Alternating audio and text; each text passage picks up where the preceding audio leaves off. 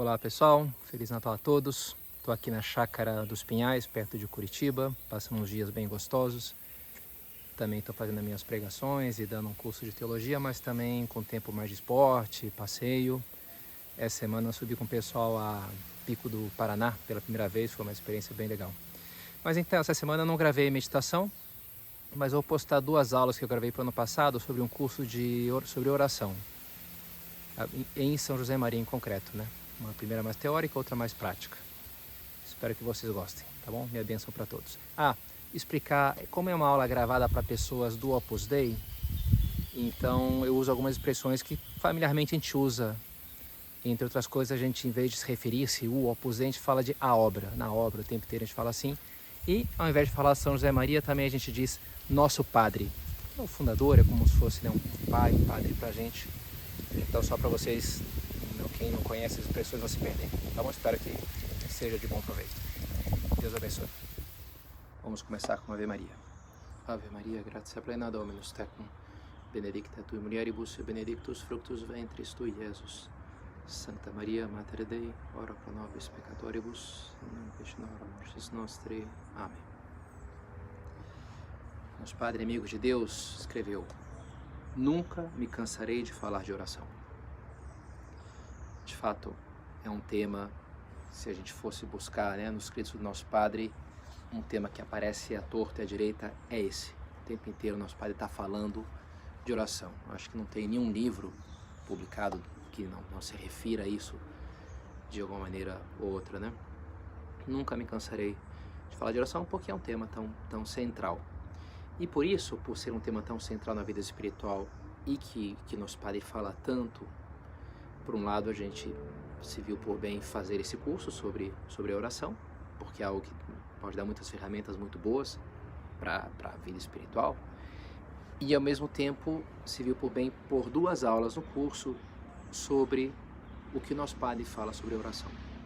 Uma primeira mais genérica, mais em geral, e uma segunda aula depois um pouco mais prática, sobre o modo de fazer a oração. O que o nosso Padre fala em concreto sobre isso, né? Como fazer a oração. Então, essa vai ser a primeira dessas 2 aulas. E nessa primeira aula, então, vamos tocar interligadamente, né, 3 ideias.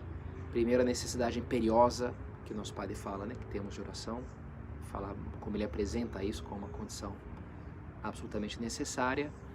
Depois, conectando isso com o fazer a obra, fazer apostolado, viver a nossa vida, como a gente precisa da oração para sermos capazes de fazer o que a gente tem que fazer.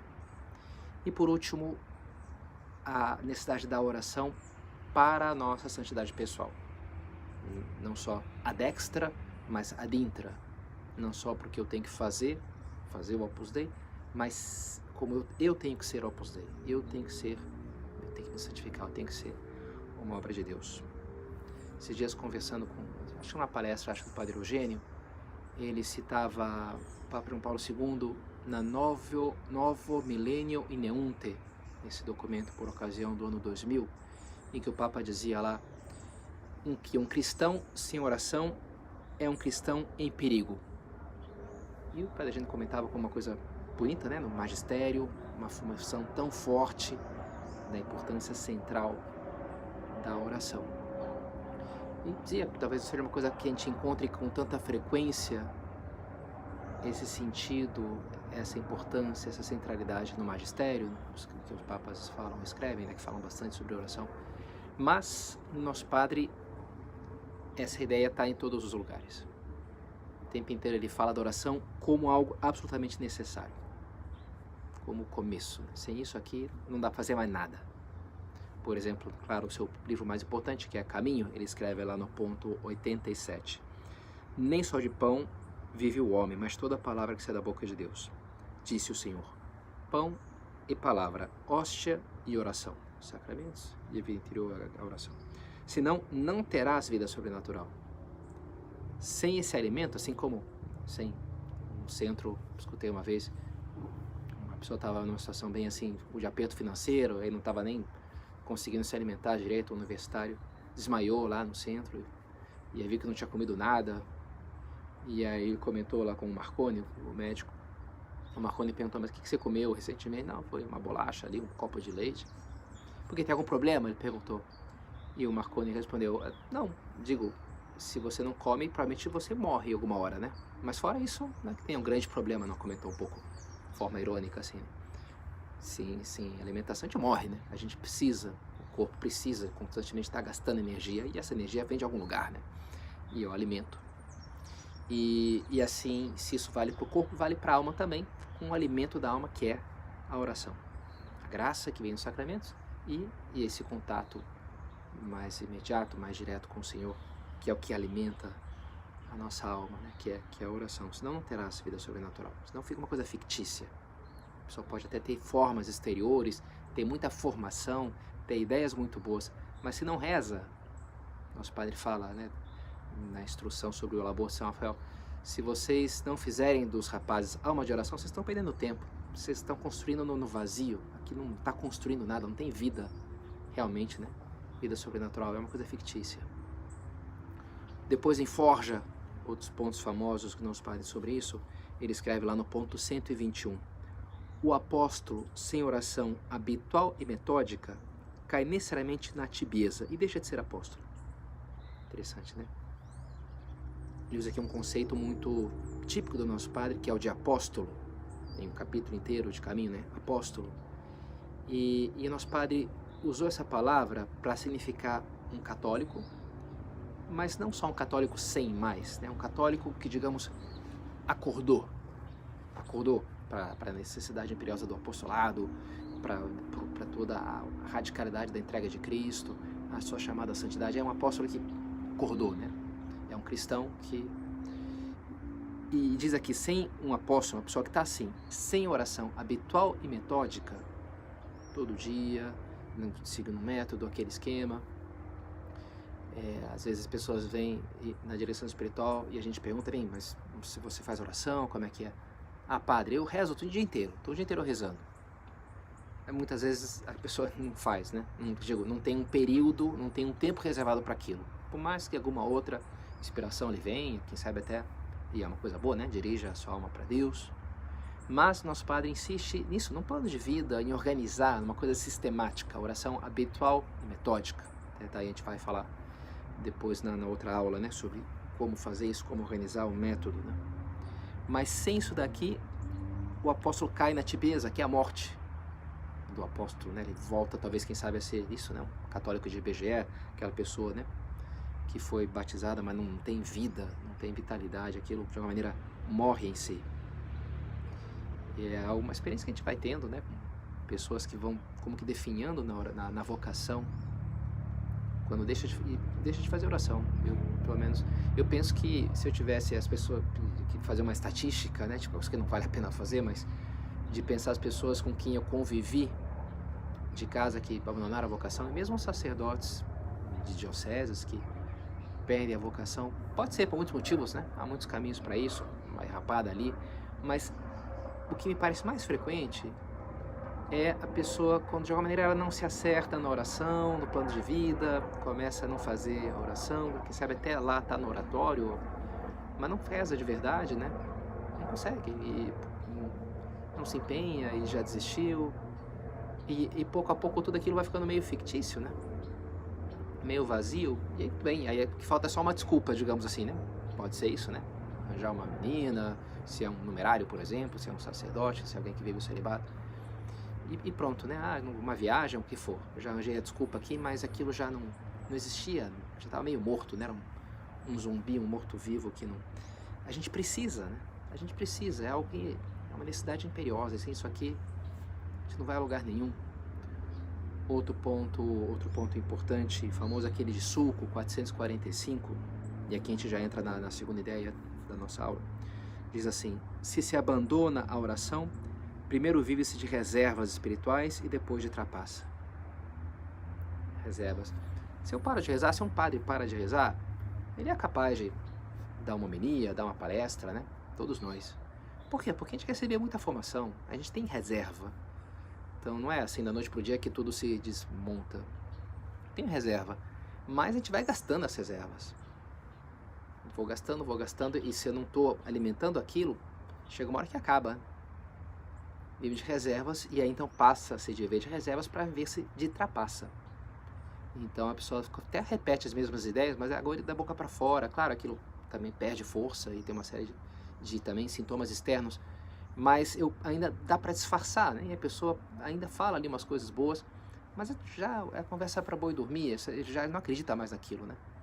Não, tudo bem, essas coisas aí, essas poesias, mas o que existe mesmo é a grana, é o prazer, é o cara lá que está se dando bem e eu tô aqui preso, porque aquilo já não me diz mais nada, né? Porque aquilo são coisas vazias, são ideias distantes, quiméricas, utópicas, bonitas, quem sabe, mas não são realidade, né? O que existe mesmo, a realidade é isso, é aquilo, é o dinheiro, o prazer, as mulheres, sei lá, né? É a fama, isso aqui que conta, isso aqui é o que me parece significativo. Primeiro vive de reservas espirituais e depois de trapaça. Por isso, né? E aqui a gente já entrou na segunda ideia, porque eu estou falando já disso, da pregação, do que eu comunico para os outros. Eu me torno um charlatão. Às vezes acontece um sacerdote, por exemplo, lá, triste, lá no Rio Grande do Sul, anunciou na missa de domingo que ele estava abandonando a capela, a paróquia, porque ia se casar na quinta-feira, já estava tudo marcado. E você pensa, bem, imagina um homem, claro, ele foi não só namorando, mas organizou todo um casamento e agindo lá tudo na surdina, como ainda celebrando a missa naquele mesmo dia. E claro, uma vida dupla absurda, né? E a gente é capaz de fazer algo assim, sei lá, um homem que começa a ter um caso com uma mulher, algo disso acontece, né? E a pessoa se torna um grande charlatão. Ninguém quer ser isso a princípio, né? Ninguém sonha com essa vida, você um enganador aqui, um trapaceiro. Mas poderia acontecer conosco, porque a gente precisa de muita caloria espiritual, para nós e para os outros.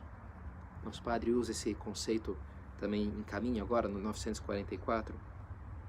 Tente comunicar a outros amor de Deus e zelo pelas almas, para que esses, por sua vez, peguem fogo a muitos mais que estão no terceiro plano, e cada um destes últimos aos seus companheiros de profissão.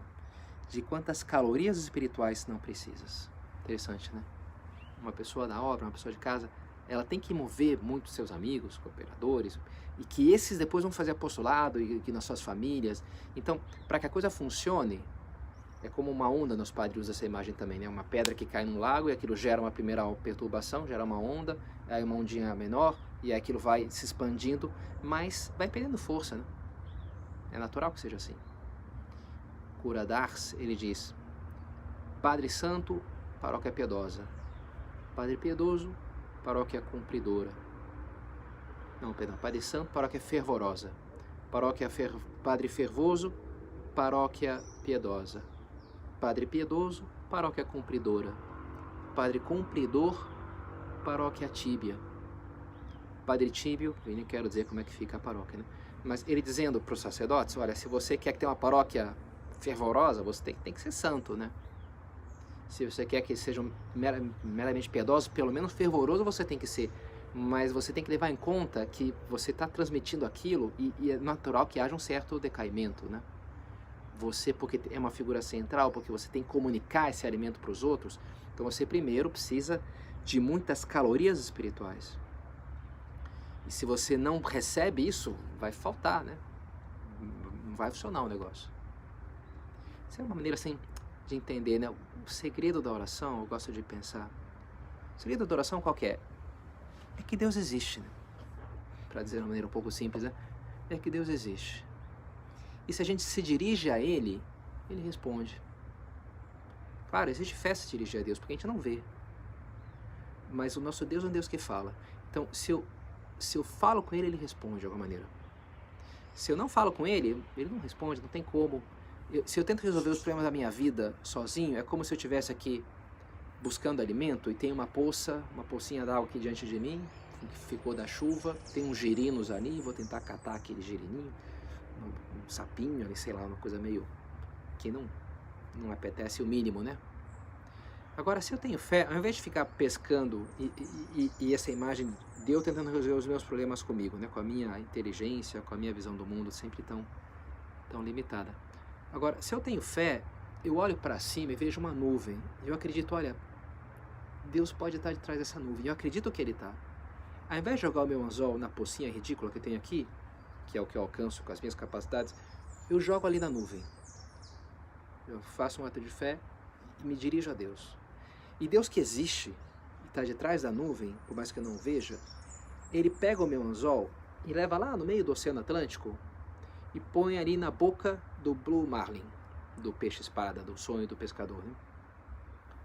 E eu puxo, sinto uma fisgada ali, né, que não estou vendo nada. Jesus, ele sabe onde é que tem peixe, né? Lançai a rede do lado direito do barco e encontrareis peixes.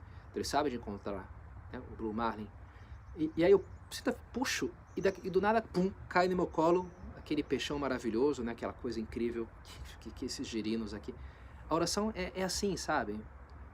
Eu me dirijo com fé e eu entro de uma maneira e saio de outra, numa boa oração que eu fiz.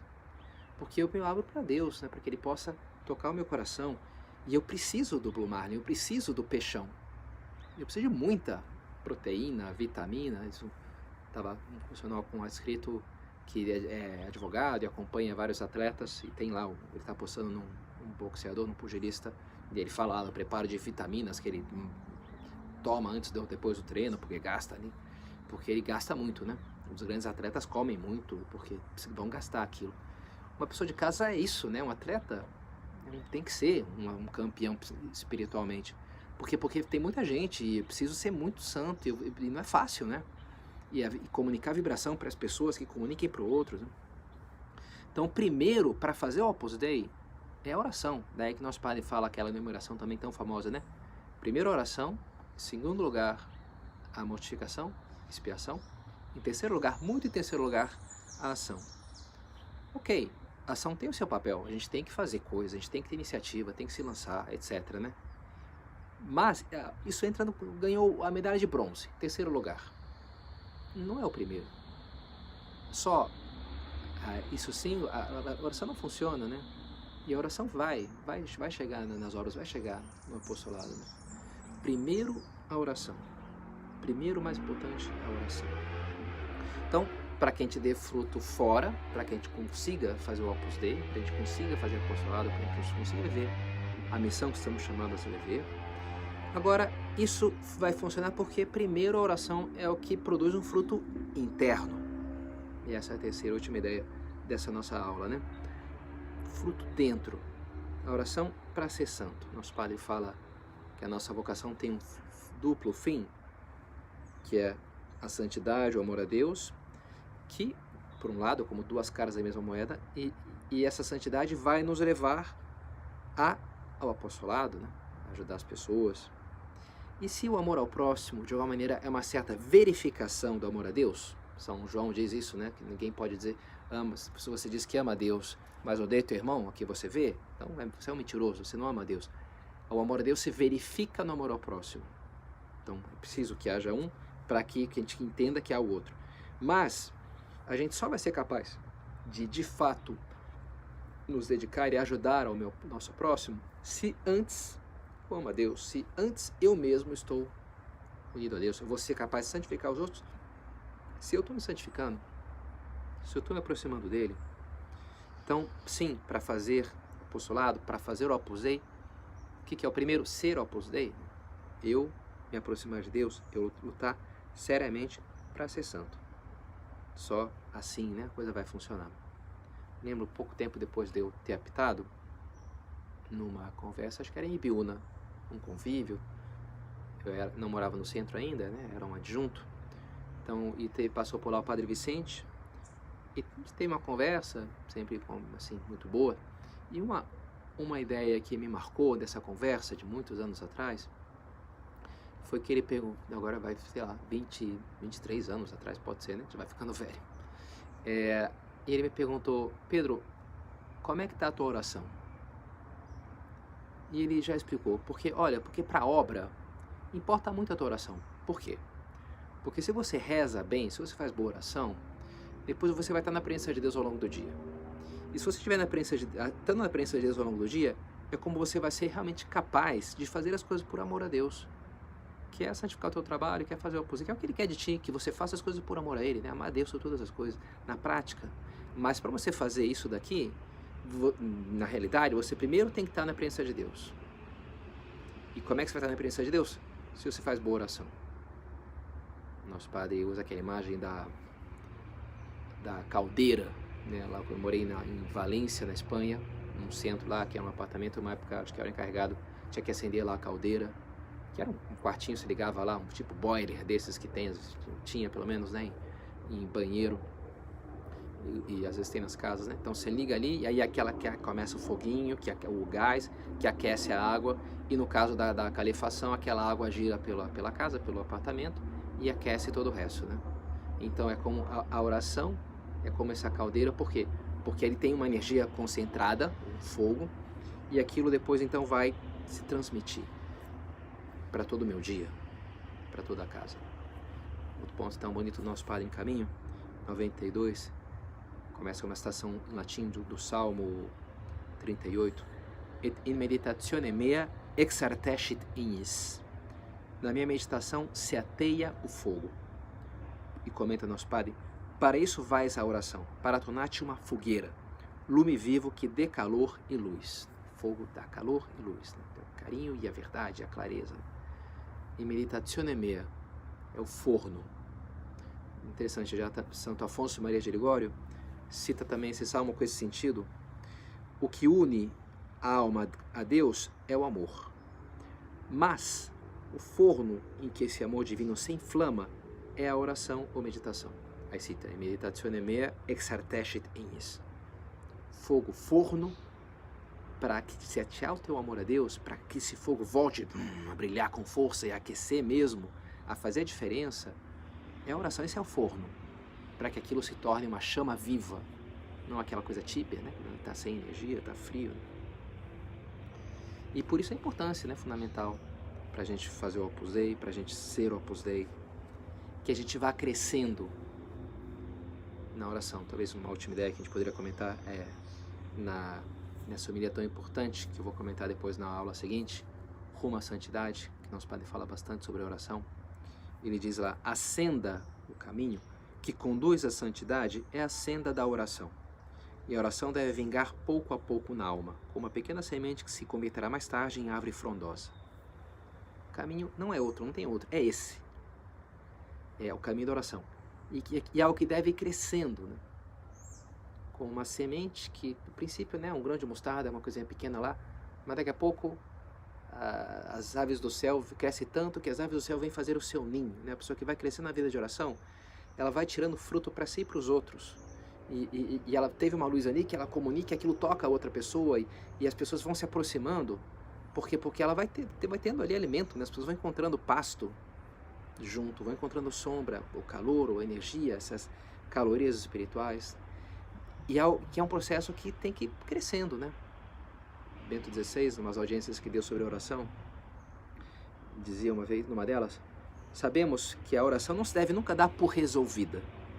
Faz falta aprender a orar, quase que adquirindo sempre de novo essa arte. Inclusive os que vão muito adiantados na vida espiritual sentem sempre a necessidade de entrar na escola de Jesus para aprender a orar com autenticidade. Interessante, né? Aprender, sempre volta lá para a escola, né? Um curso de repasso, para que eu aprenda, consiga rezar de verdade, aprenda a orar com autenticidade, sempre voltando à escola do Senhor, para que Ele me ensine, eu preciso rezar. Nosso Padre Dom Álvaro comenta que foi o seu propósito ao cumprir 70 anos, já perto do seu falecimento, né? Foi ser alma de oração. Já era super santo nosso Padre, já era uma pessoa que tinha uma oração maravilhosa, mas qual que foi o seu propósito? Ser alma de oração. Vamos ver se eu começo a ser alma de oração. Ele sempre, né, estava voltando, sempre querendo, sempre quero entender, quero aprender a rezar. Bem, e se ele tinha essa convicção, quanto mais devemos ter nós, não é verdade? Então, vamos pedir a Ele que nos ajude a aproveitar, né, bem esse curso, essas aulas, ver como eu posso melhorar e pedir a Nossa Senhora. Ele chama a Nossa Senhora em caminho de mestra de oração. Pede a ela, né? Pede a ela que e comenta o nosso Pai. Então, bom, que a gente de fato, né, faça isso que Ele nos indica. Ela que é uma grande mestra no trato com Jesus em geral, que nos ensine como, por onde a gente pode ir para melhorar essa grande fonte toda a nossa vida espiritual. Ave Maria, gratia plena, Dominus tecum, benedicta tui mulieribus, e benedictus fructus ventris tui, Iesus.